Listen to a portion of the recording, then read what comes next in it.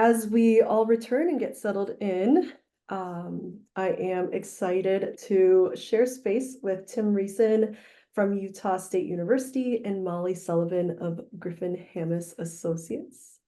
Dr. Riesen is the director of the Research and Training Division at the Institute for Disability Research, Policy and Practice, with an appointment as Research Associate Professor in the Department of Special Education and Rehabilitation at Utah State University. Dr. Riesen has 30 years of experience working with people with significant disabilities, and he has worked for adult residential programs that support people with autism spectrum disorder, has worked as a certified special educator serving 18 to 21-year-old students with disabilities, and has worked as a researcher and faculty member in institutes of higher education. He has conducted a number of single subject research studies, embedded instruction in secondary school and systematic instruction, and community-based employment programs. He has conducted research on school-to-work barriers and customized employment. He has written articles on the Fair Labor Standards Act and its application to school-to-work programs, customized employment, and alternatives to guardianship. He is the co-author of a 2016 book on transition and a 2020 book on embedded instruction, and has written book chapters on transition, employment, and residential issues, as well as job coaching and single subject research design. I am also very honored to introduce Molly Sullivan. For 25 years, Molly has been assisting people with disabilities to pursue wage and self-employment. She has worked in direct service and program management for both nonprofit and government agencies, and provided training and technical assistance under numerous innovative projects at the local, state, and national levels, including state Medicaid infrastructure grants, state disability employment initiatives, Social Security's WIPA National Training and Data Center, and the Rehabilitation Services Administration's innovative rehabilitation training program on self-employment, business ownership, and telecommuting. Molly has supported the design, development, and maintenance of several statewide benefit planning programs, including the development of training and certifications. She earned her MS in Organizational Performance and Workplace Learning from Boise State University. Molly and Tim, thank you so much for being here. The space is all yours. Thanks so much, Sierra. I'm thrilled to be here with you all today, and I'm thrilled to be partnering with Dr. Tim Riesen to share a bit about the VR Self-Employment Proficiency Scale. So during our time together, I'm going to start by sharing a few of the reasons why we developed the scale and the ways in which we believe it can be useful. Then Dr. Riesen's going to explain how we went about developing the scale, some of the steps involved in that process. And then after that, I'll jump back in and walk you through just a couple sections of the actual scale itself. So we'll be using a PowerPoint slide deck to share information with you during this session, and you can download that slide deck from the conference agenda page, and we'll put a link to that web page in the chat box so you can easily access it. I do also want to point out on that conference webpage, you'll find a link to the VRC Self-Employment Proficiency Scale. And so I encourage you to open up that link and review it during our time together today. All right, so with that, let's take a look at why we went about developing this proficiency scale and the ways in which we think it might be useful.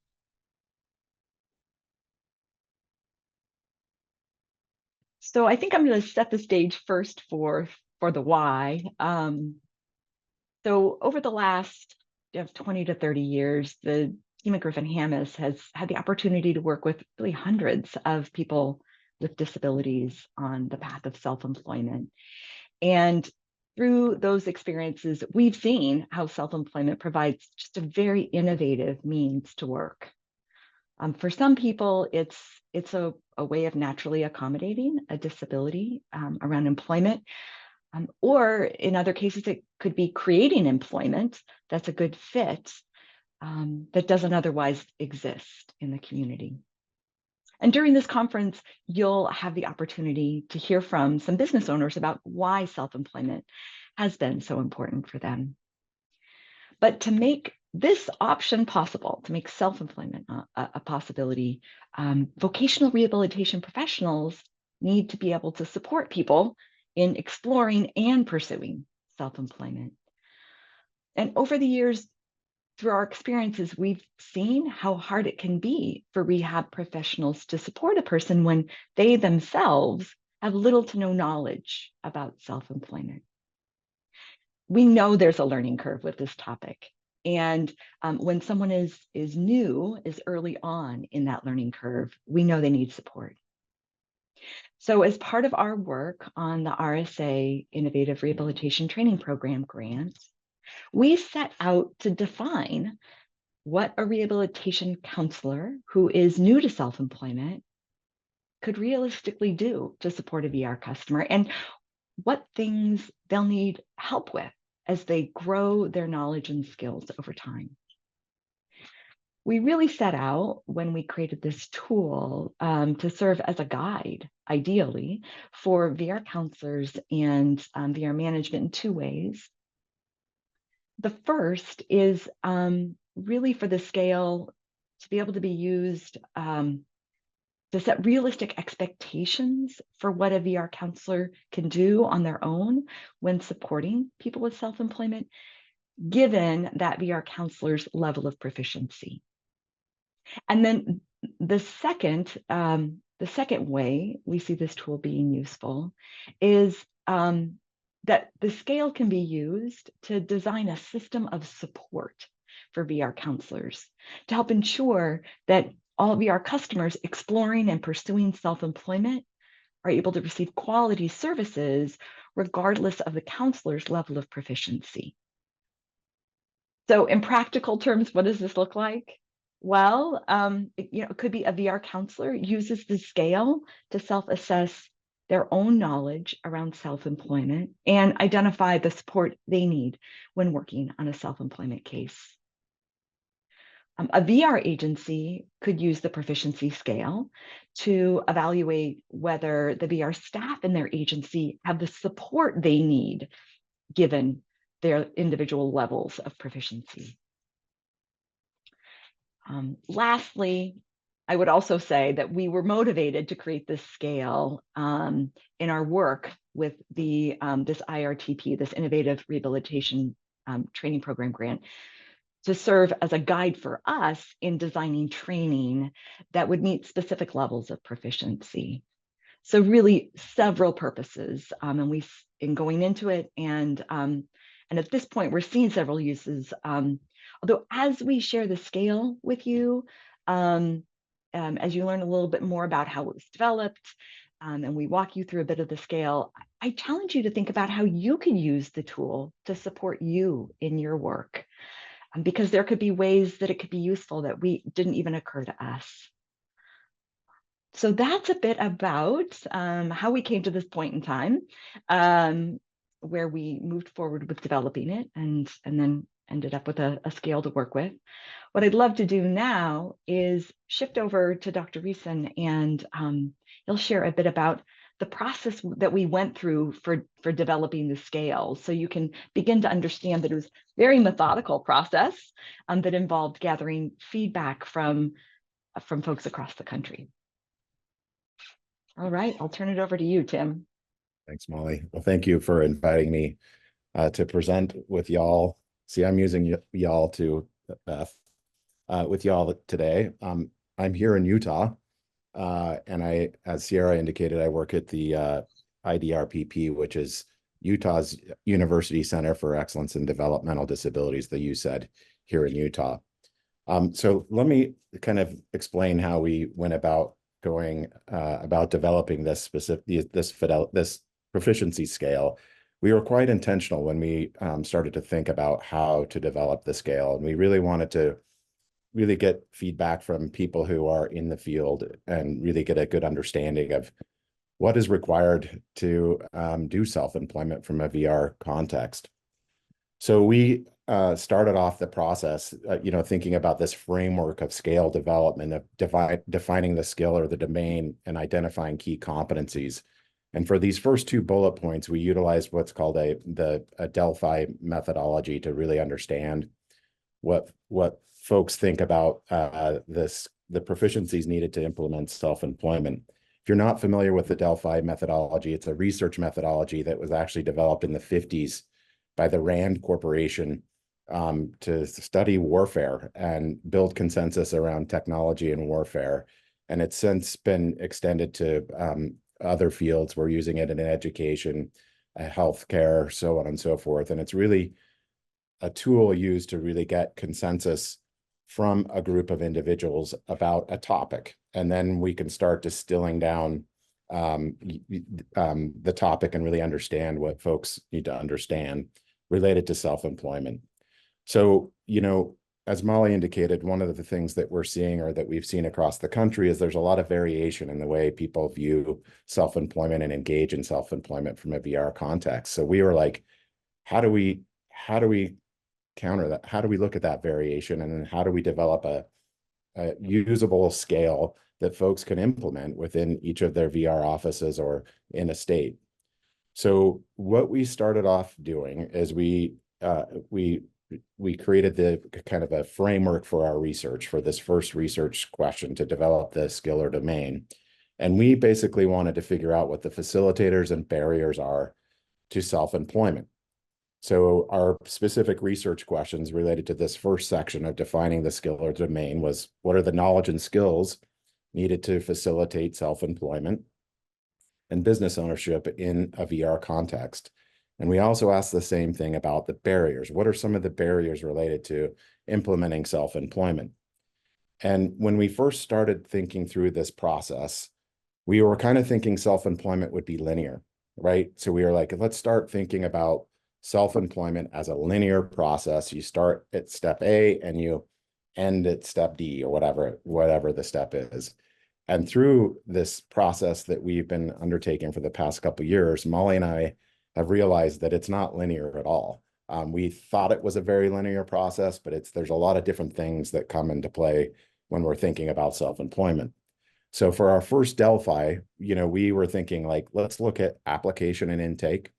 Let's look at plan development and service delivery, and let's look at employment and closure, and start asking folks, what are these facilitators and barriers at each one of these steps in the rehabilitation process?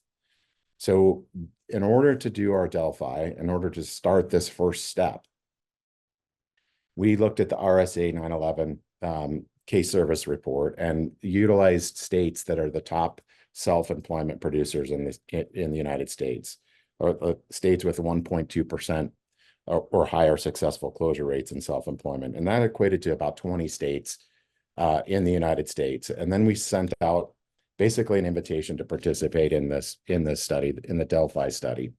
And we had directors of each of the state snowball that survey out, or the request to participate in the study. And we got some VR counselors who have experience. We stipulated that they had to have experience in self-employment, and they had to have experience supporting people in the VR process in self-employment. So once we got our sample, the Delphi process really makes us use three different iterations. So we use 3 iterations to really build consensus around what these elements are. So the first thing that we did in round 1 is we sent out basically some questions to the Delphi panel, and we asked them, just list as many things as you can think about for each one of those areas: intake, employment, closure, so on and so forth.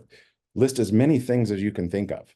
And so they had a link. They just started listing information about what they think self-employment looks like at each one of these stages.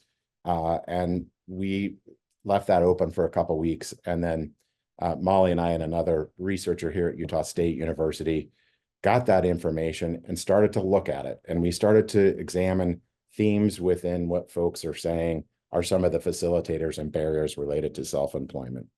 And then we started to collapse similar themes and started to just kind of see what evolved from our initial questions to the Delphi panel.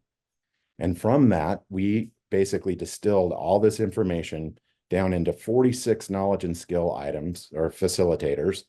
And I think that was 9 or 10 barriers. And we operationalized the terms. This is what's needed for self-employment, so on and so forth. For the second round, we sent these 46 facilitators, 9 or 10 barriers out to the panel again and asked them if they agree with how we collapsed these items. And we had them use a Likert scale, asked them if they agreed with these specific items. And then we went back and analyzed that data. So we had like a 1 to 5 Likert type scale, strongly agree, didn't agree, so on and so forth. And then we went back and looked at that data, compiled that data, and then the Delphi process requires us to send it out one more time to get consensus. So we sent out that data with a summary of the responses and said, do you agree with what we're seeing with the data? And after that third round, we had a pretty good idea of what the facilitators and barriers were to self-employment according to VRCs who are implementing self-employment in their states. So then after that, Molly and I sat down and thought, all right, now that we have this information, what are we going to do with it? Molly, you can go to the next slide because I think I'm just kind of skipping ahead here. So we're like, what are we going to do with this information? So then we started to look at the facilitators. We looked at the barriers and we're like, all right, what are the standards that we can draw out of these facilitators and barriers, the proficiency standards? So we went through and generated a list, thinking through the facilitators and barriers. And I think we generated 24 proficiency standards. And initially, like I said, we thought it was a linear process. We were like, this is linear. We start at intake and we end at closure. And so we broke down all the proficiencies and we listed them out and we conducted a separate study, a validation study to see if we were on par with the proficiencies that we've identified. And let me just reiterate, and I think Beth talked about an upcoming article that's coming out in JVR. We have an existing published article on the Delphi that's in JVR right now, and the validation study will be coming out hopefully within the next month or two in the Journal of Rehabilitation. If you want to read the 20 pages of how we implemented this stuff. And then we went into this validation study. So once again, we went and found VR counselors who are willing to participate in a study to help us validate the proficiency scale. So we listed each of the 24 proficiencies. We created a Qualtrics survey. We listed each of the proficiencies and we sent out a survey. And we said, do you agree with these? What do you think of these proficiencies? And we had folks go ahead and rate the proficiencies. And basically, we had them rate them on a 4-point Likert scale, strongly agree, somewhat agree, so on and so forth, your standard Likert type scale. And then we got the data back and we started to look at where there's agreement and whether or not people agreed with a specific proficiency. If there wasn't agreement on the first round of the first survey round, and I can't remember the cutoff scores that we established, Molly, right off the top of my head. But if there wasn't agreement, then we said, okay, we're going to talk to VRCs about why there wasn't agreement. So then we held focus groups with VRCs on the items that didn't achieve agreement, or they didn't seem to agree on the language that we use for the proficiency scale, and maybe where it landed on the linear process that we initially conceived. And we started to have discussions with VRCs about like why they think this item doesn't work, or how we can refine it or redesign it, or where we should shift it and move it within the continuum that we developed. So we did a focus group, and then we went back and retooled the proficiency scale. And from that, we came up with 23 items that are in the proficiency scale now that I think is posted on the online. So you can take a look at the items that we created. And we also decided it's not linear. We can't group them into these categories, that we have to kind of, it's not always a linear process, and there are other things that we have to think about. Sometimes something will happen before another item, and it's not always the linear process. So we just created these items, these proficiency items, and included them in the scale. So we use this really kind of iterative process with input from VRCs to develop the standards, which I think is really important, because I oftentimes we develop scales, or we develop items to use in social sciences that don't have a lot of input from people who are actually delivering the service. And we were very intentional in getting the input from folks who are providing self-employment supports to people with disabilities. So that's how we went about this methodical way of thinking through the proficiency scale, creating a scale that we believe really gets at the nuts and bolts of self-employment for VRCs. And then we started to look at the competencies related to those scales. So to each of the proficiencies. So the novice, competent, and expert. And Molly, I think you're gonna talk about those next. Yeah, so I can turn it over to Molly now, and she can kind of Sure. explore or review what we came up with. Yeah, thanks so much, Tim. So I think what I'd love to do is just sort of reframe for you what we got to, what we ended with. So as Tim shared, it was a really very methodical process. Got lots of feedback from counselors across the country. And there's already one journal article that's out that goes, if you want more information, that goes into detail about how we got the initial 42 knowledge, list of 42 knowledge and skills related to self-employment. And then there's a second article that's about to come out that explains how we took those 42 knowledge and skills items and rolled them up into 23. Initially it was 24, but it's now 23 competencies.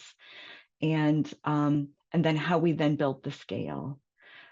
So what I'd love to do, just because all of those steps can feel a little dizzying when you aren't grounded in the scale itself. And so I'd like to orient you to how it's designed and organized. So again, if you haven't already clicked on the link in the chat to go to the agenda, you can open up the scale itself, which I encourage you to do. And what you'll see on the scale is that there is, on pages 2 and 3, there is a table that shows a generic description of 3 levels of proficiency.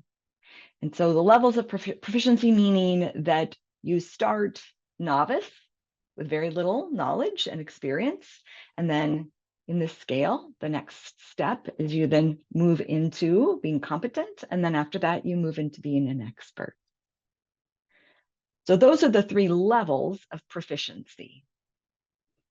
And so we first created these general descriptions of what it would just look like to be a novice around self-employment, to move forward and evolve into being competent around it, and then to be an expert around self-employment as a VR counselor.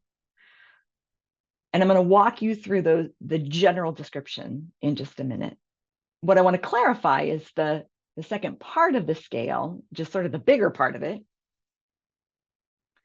which is we then took the list of the 23 competencies and we said, okay, what would it look like for each one of those to be novice, to be competent, and to be an expert for each one of those competencies? Because to support someone with self-employment, there's this list of competencies that you want to be able to fulfill to do that, to be able to successfully support someone around self-employment. And so of that list of 23 competencies, what does it look like for someone to be a novice with each of them? What does it look like for someone to move forward and become competent in doing each of those competencies? And what does it look like for them to be an expert with each one? Molly, can I Yeah. just really quick. So with the second validation study that we did, that we had the folks on the validation study rate the competencies that we developed, not the proficiencies. So I don't think I was clear on that, they were rating the competencies. We'd already established the proficiency, but the competencies for each of the proficiencies. Yeah, great. Thanks, Jim. Yeah. So that's sort of the general gist of it. And what I'd like to do is walk you through some snippets of the scale itself and then sort of reorient you to the bigger picture. So what you'll see on slide 7 is a pretty substantial summary of the broad description of those 3 levels on the proficiency scale. If you've clicked on and opened up the actual scale itself, there's a little bit more wording for the broad descriptions.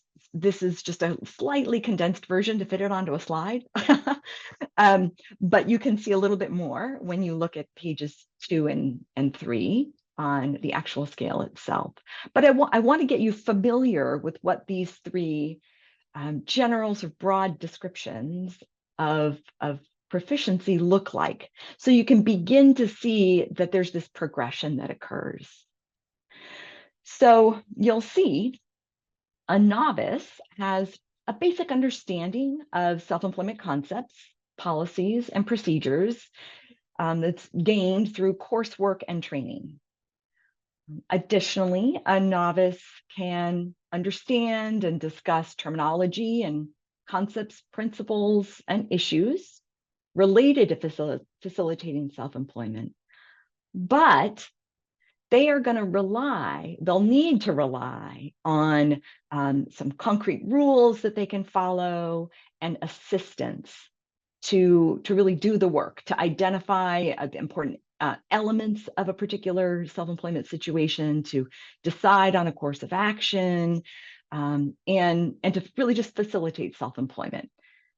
So in short, this group at the novice level really has just a basic knowledge about sort of what self-employment is, but they're going to need support with self-employment situations because they just really have a basic understanding at that point.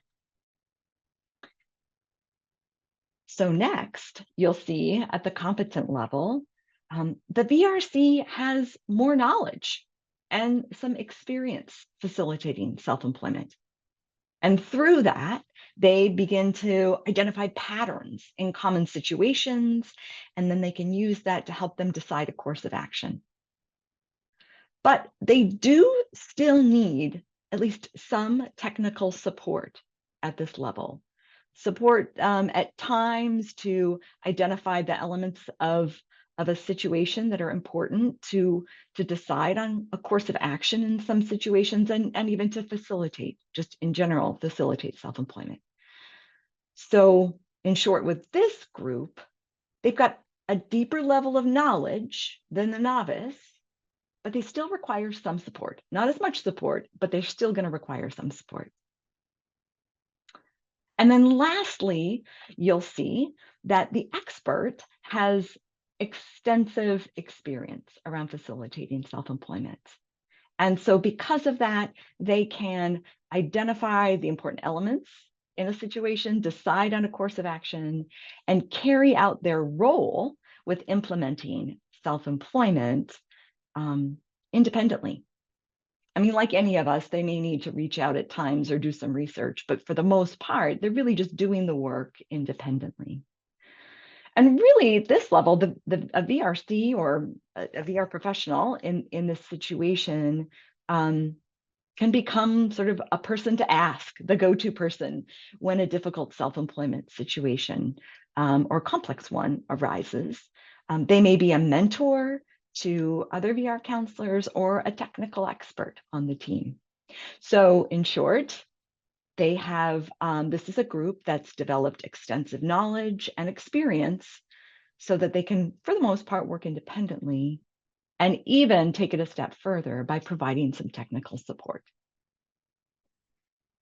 So these these broad proficiency level descriptions that you see here were really a guide for us when we took the next step, which is to say for each of the 23 competencies, what does it look like to be a novice in that competency? What does it look like to be competent? And what does it look like to be an expert? And the reason that and I'll show you a sample of a specific competency and what it looks like to be the descriptions for each of those levels in just a minute. But the reason we took it to this deeper level of creating a description for each competency is that in reality, as a VR counselor, I may nail it and have experience in some, but not all, right? I may be a novice with some of them. I may be competent with some of them, or I may be competent with some and an expert with another, but it begins to help figure out, kind of pinpoint, what are the topics that I need more training about, that I need more support with. And that level of detail makes it possible for, we believe, for VR agencies to then design support for counselors to be successful in supporting anyone who's interested or it makes sense to pursue self-employment. So that we don't end up in a situation where a person who experiences a disability is wanting to pursue self-employment and the counselor they're working with just happens to be novice, which is going to happen. It's inevitable, right? We all start somewhere at our jobs at the beginning. So making sure that counselors who are novice or even the next level up, competent, have the support they need so they can be successful and the person they're receiving can get good quality support. So I do want to show you what an example of, for a specific competency, what a description looks like for novice, competent, and expert, just to help you see sort of what the more detailed information is. On slide 8, what you'll see is we have details about competency number 2. To a certain degree, I just sort of randomly chose this one, but it's also because it, you'll appreciate this, it fits on the slide. It's not too many words. But it, like the others you'll find, you can really begin to see as we look at the description of each of the levels, a progression that occurs. So for this particular competency, what it's about is it's about the VR counselor being able to explain the steps of self-employment. So this can come up when either the VR counselor has identified that self-employment might be a good option, or the person has brought up this idea, or in some way through some employment exploration, what's bubbled up is the potential for self-employment. And when that happens, it's important to have a conversation about the steps of self-employment so that your customer understands sort of what to expect. Like, what is this going to look like as we move through the process towards self-employment? So when explaining, so you have to be able to explain what the steps are.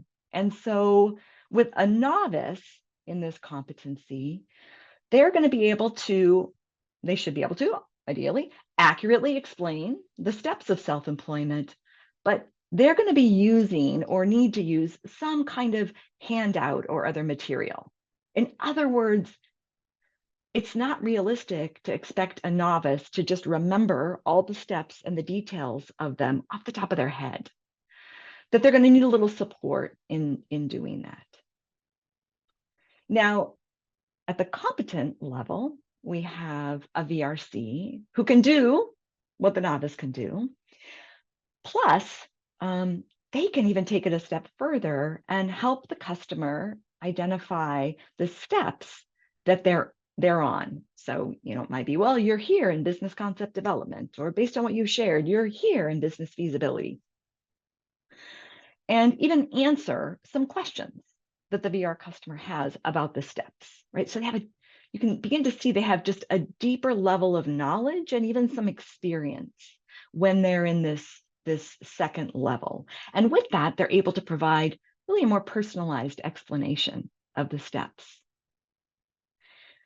And then lastly, at the expert level, the VR counselor can do everything in the novice and the competent level, plus they can begin to share some examples during their explanations. So, this is the group that has really some extensive experience around self-employment.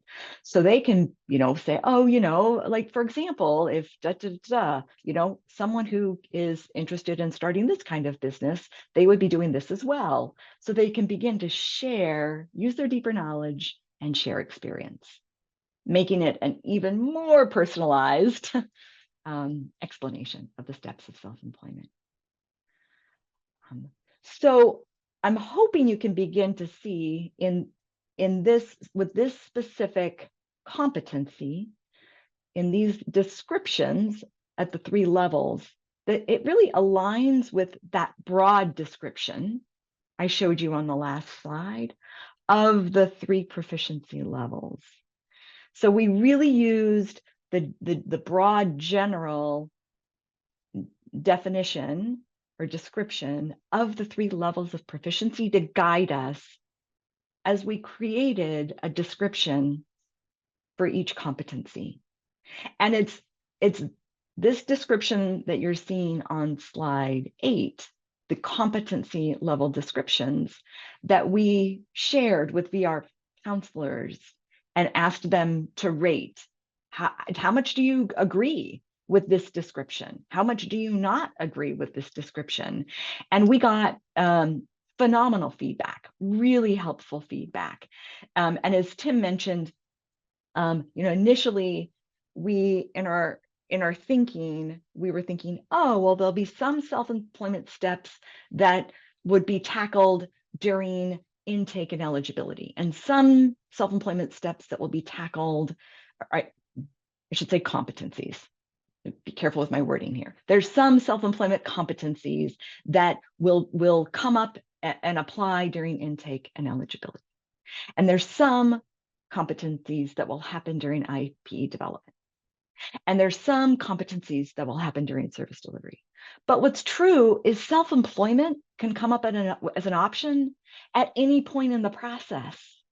So we were like, we got to just throw away trying to tie it to the specific steps in the VR service model and just say, here's the list. Here's what we got feedback from. Here's the list of the 23 competencies that you need to be able to support self-employment. And here's what it looks like if you're novice with each of them. And here's what it looks like if you're competent and an expert. So, so that's essentially how we ended up getting to the document that ideally you've downloaded and you're looking at. And the goal with all of this really is that really we want to get to the point where all VR counselors feel comfortable, all VR professionals feel comfortable talking about the possibility of self-employment. And there are far too many barriers to employment for people with disabilities. The last thing we want to do is eliminate an option just because we're not sure how to tackle it or support it. We need all options on the table. And what's true, self-employment doesn't work for everybody, but oh my word, it is clearly an option that works for a lot of people. Right? I mean, if you look at the data from the Bureau of Labor Statistics, more people with disabilities choose self-employment than people without a disability. 8.4% of people in the last Bureau of Labor Statistics data chose self-employment as an option, compared to, I believe it's 5.9% of people with no disability. So people with disabilities get it, and self-employment can be a really great option. So we need to be prepared to support that option in the field. And our hope is that this scale can begin to be a guide to help everyone kind of figure out what they need to do. Ideally, everyone in the field of vocational rehabilitation is at least novice. So you can at least begin to have a conversation about self-employment. And then ideally, everyone who's novice has support. Because we know you can't do it all when you're novice.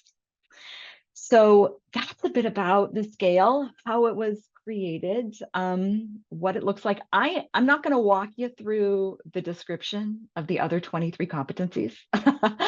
I'm going to leave that for you to take a peek at as it works best for you.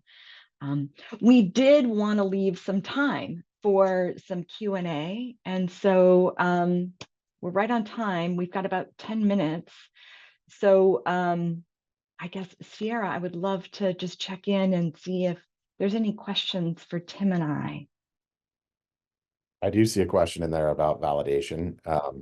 It hasn't been validated. We haven't used it to validate and collected validation data in an implied setting. We've validated the proficiencies through getting input from VRCs about what the proficiency is and corresponding competencies, but we haven't. It's not a validated scale in use in VR agencies right now. That's the next step.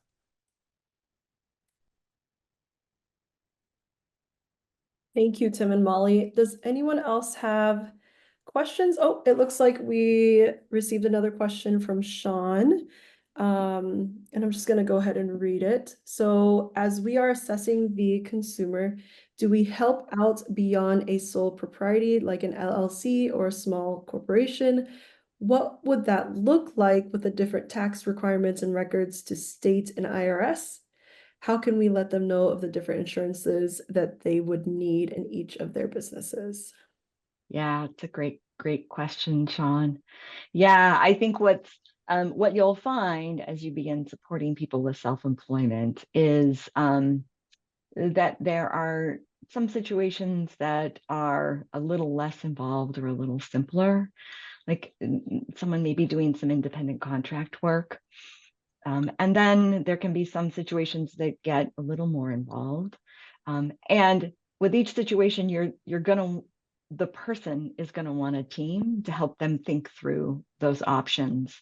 So in terms of whether a person, for business structure, chooses to have a sole proprietorship or go forward with a limited liability company or set up a corporation, it's a very, I want to say, personal decision, but in a way it kind of is. It's about sort of you and what makes sense for you as a person and the type of business that you're in.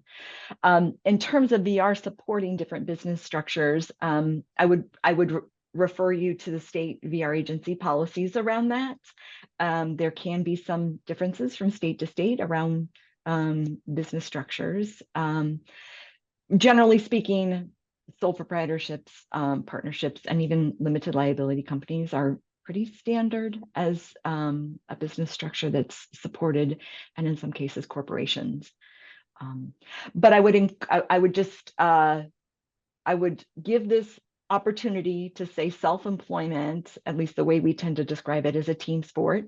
So ideally that person is getting someone engaged who can help them think through the business structure that makes the most sense for them. But at the same time, it would be also good to begin to understand any requirements or limitations in the VR state agency's policy around business structures. Wonderful. Thank you so much, Molly. Yeah. We have another question here from Rolanda that asks, is there a handout sample that you can possibly provide that can be given to VRCs? Well, we do have, it is essentially a handout. I'm assuming that's about the VR proficiency scale, a handout of the VR proficiency scale. I might be misunderstanding that. It may be a different handout, so please clarify if it's a different handout. If it's the VRC proficiency scale that you're asking about, that is on the conference, it's actually on the conference or the Center on Self-Employment's website, but we also have a link to it posted on the conference agenda webpage. Yeah. Put it in the chat as well, Molly. Thanks, wonderful. Excellent. And hold on one second. Do you see this scale leading to a certificate of some sort validating the proficiency of the counselor? I mean, it's a great question. It is. I mean, I think one of the, we certainly haven't gotten there in our thinking in any way. I mean, I think we need to begin to see how it is, how it is used first in a few cases. The session that you're going to be going to next, and I see Hib has taken his camera, turned his camera on. Vermont is, they'll be sharing a bit about what they're doing, and they're very aware of and incorporating the proficiency scale in their work. So I think we'll be learning a lot as Vermont takes a leading step on this front, which is exciting. And then I think we'll just begin to see what the field says and how it responds and what the needs are. I guess that would be the best way I would explain it. Yeah, and I think the way to think through this a little bit is there's a lot of research out there that on self-employment and VRC's interactions with folks who start inquiring about self-employment, that if they're not comfortable with self-employment, or at least the novice, I mean, they don't use the terminology novice, competent, or expert, but the conversations stop if they don't feel comfortable with self-employment. So really what we hope to with the scale is like it can be utilized so the conversations don't stop. You know what I mean? So if somebody expresses interests in self-employment, that we have folks at least the novice level that would know where to refer somebody or know where to start moving into this next step, instead of just being like, I'm not familiar with self-employment, therefore it's not an area that I feel comfortable pursuing with the person with a disability. And Hib, I would just, you did take your camera off, so I just want to check in and see if there was something about that question you wanted to chime in about. Yeah, I have to confess that I was like looking at my the next presentation. I didn't listen as clearly as I probably could have. So repeat it for me. Go ahead. No worries at all, Hib. I think you are going to be sharing all sorts of wonderful information next. So we'll let you share in your session, and then we'll loop back up if there's any follow-up questions at that point. I'm sorry about that. No worries. All right. So wonderful to have you. Thrilled you're joining. Glad to be here. Thanks. Yeah. So Molly and Tim, we have just one final question from Roberto. And Tim, you kind of spoke on this a little bit, but how do I develop competency in my area in Texas when self-employment is something that is barely on the radar as an option for consumers? With the lack of practice that will hurt my competency as a CBTAC, any suggestions to increase competency? Oh my word. I love that question. It's so great. So one of the amazing things about so there's a number of ways you could do it, but the one thing I would lead with is through this RSA Innovative Rehabilitation Training Program grant that we have created a ton of training that is available on the center's website. That is free. That is there for you. And so I guess I would encourage you to, at the very least, begin to access some of those training modules. What's true is that they are really designed for novice. And part of that is because to get yourself to the next level, the competent level, you really need to begin doing and getting some experience, and you have to get some support from someone with some more experience to guide you. You can't just go through book learning to become competent. You got to do the work and get some support from a supervisor or a mentor of some kind to really move up the scale. At least that's our belief at this point. But I encourage you to take advantage of all the trainings that have been created through this work on the Center for Self-Employment that's on our website. And I would also encourage you to reach out to, if there's like in your state, there may be additional training as well. So some state VR agencies have their own set of training that they're doing around this work. So ask internally within your state if there's training that's available that's maybe geared towards your state specifically, and any procedures around or policies around your state. Yeah. Thank you, Molly. And this isn't necessarily a question, but more so just a comment.